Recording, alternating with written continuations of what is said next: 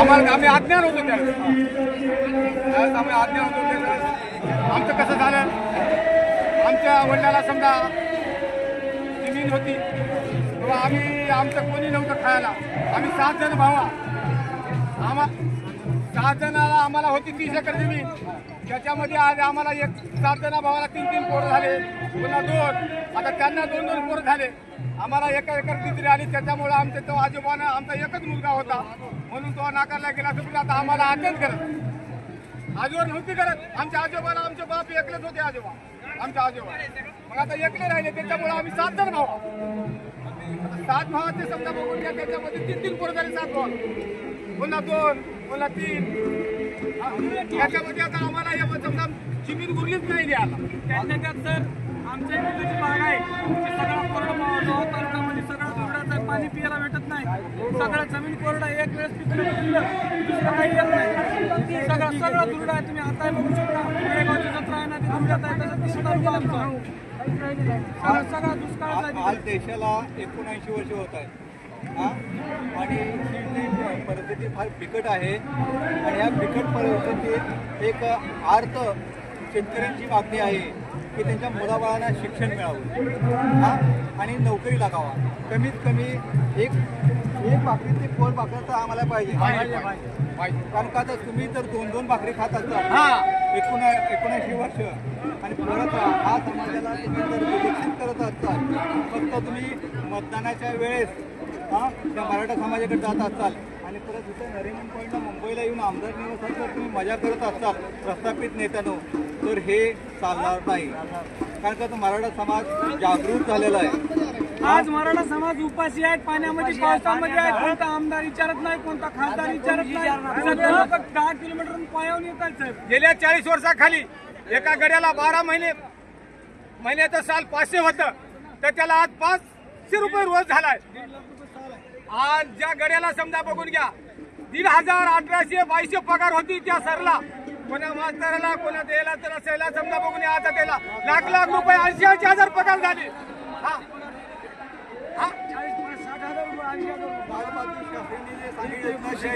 किसान तो नारा होता, तो नारा आज सैनिकांचा पण हात बघताय आणि शेतकऱ्यांचं तर काय बिकटच आहे. कमीत कमी सैनिकांना त्यांची पेन्शन नोकरी काय तर मिळते, पण जो शेतकरी आहे त्याला 2,000 रुपये मिळतात. अहो 2,000 तुमचा आमदाराचं जे एक टाईमचं जेवण तर होतं का हो? एक सामान्य त्या 2,000 आज जे काय ट्रॅक्टरने नांगरणं होतं, बियाचा खर्च होतो आणि हार्वेस्टिंगचं काढणं होतं, याचा खर्च एकूण जर काढला तर त्या शेतकऱ्याच्या पदावर खरंच काही पडत नाही. त्यामुळे हा अर्थ आजोबाची हक्क आहे. त्याच्यात आपलं जीवन असं गेलं तर गेलं, इथून पुढे जे नातवाचं जीवन आहे ते सुखमय व्हावं यासाठी हे आजोबा आझाद मैदानात आले. आमची एकच इच्छा आहे, मुख्यमंत्र्यांना आम्हाला आरक्षण द्यावं. आम्हाला गावात वाटलं काही देत नाही तर आम्हाला देणार का? आम्ही गोळा खाऊ, आम्ही रोडवर मरायला तयार आहात. आमचं काही उरलं नाही. आमची गावाकडे पोटभर मिलिटरी आणली तर आम्ही असं सरळ होणार. आम्ही गोळ्या किती झाल्या तर आम्ही मरणार.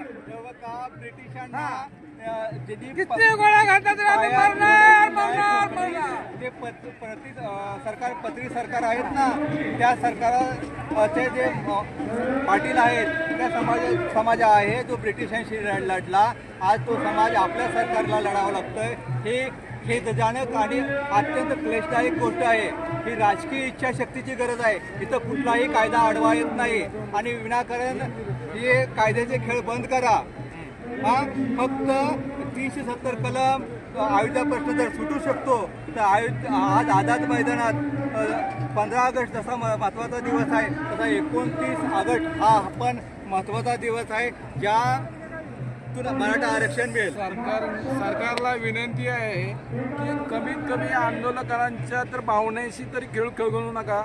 त्यांनी किती आपल्या जीवाचं रान करून माननीय मनोज जरांगे पाटील यांच्यासाठी भरपूर असा पाठिंबा त्यांनी मोठ्या प्रमाणात दिलेला आहे. बोला या. अहो, आम्हाला ऐकू द्या ना. थोड्या झाडाचा मोहर तयार आम्ही आम्ही आलेले आहे. आम्हाला ऐकू द्या.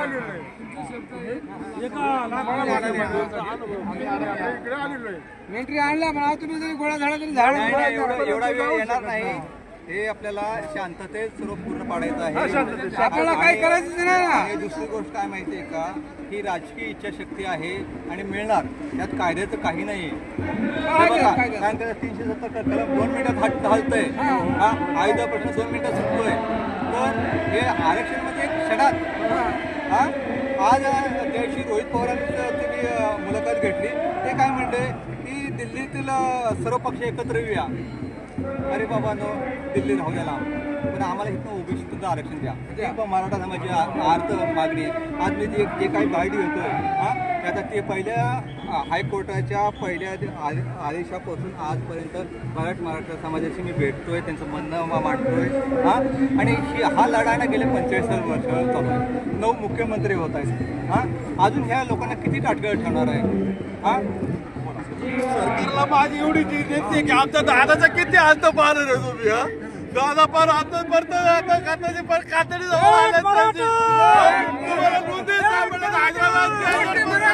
तुम्ही एक दिवसात शब्द घेता, एक दिवसात 370 कलम आठवता, तुम्हाला आरक्षण द्यायला काय होतं? मुला बाळांचा किती हात मागणार, किती आम्ही त्या चढू.